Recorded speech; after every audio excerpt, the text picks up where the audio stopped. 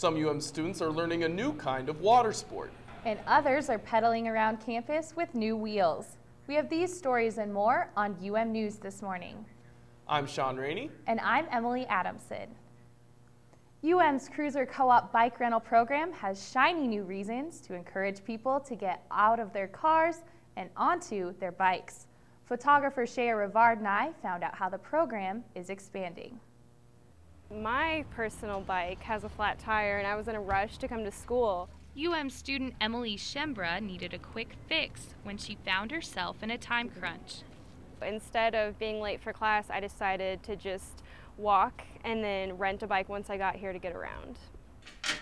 Student coordinator for the co-op program, Simon Apostle, puts together the newest bikes to make sure students like Emily are able to use the service.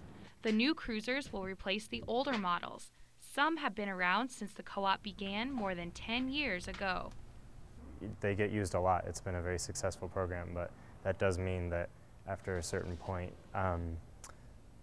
they just need to be retired.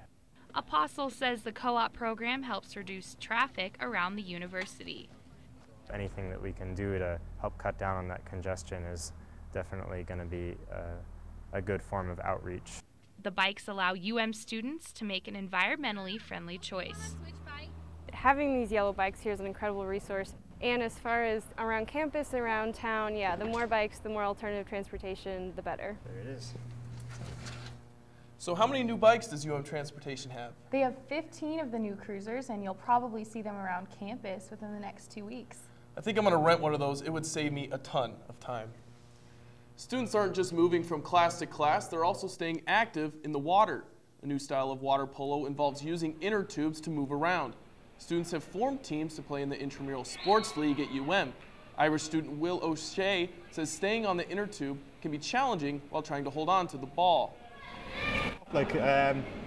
Just trying to coordinate yourself in the water, catch the ball, hold the ball and throw the ball while staying in an inner tube. It's tough. This is the second year students have played inner tube water polo on campus.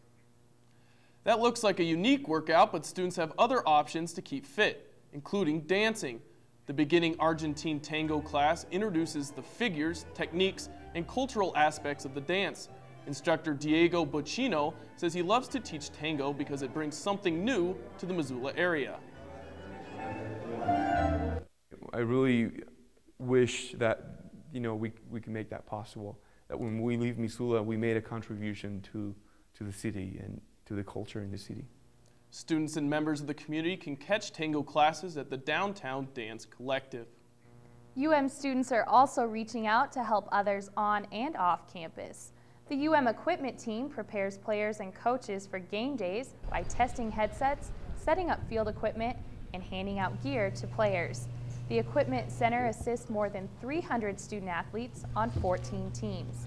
And Campus Corps students volunteered at the Family's First Halloween Bash at the Children's Museum in downtown Missoula. The museum hosts 3 fundraisers each year, including this event.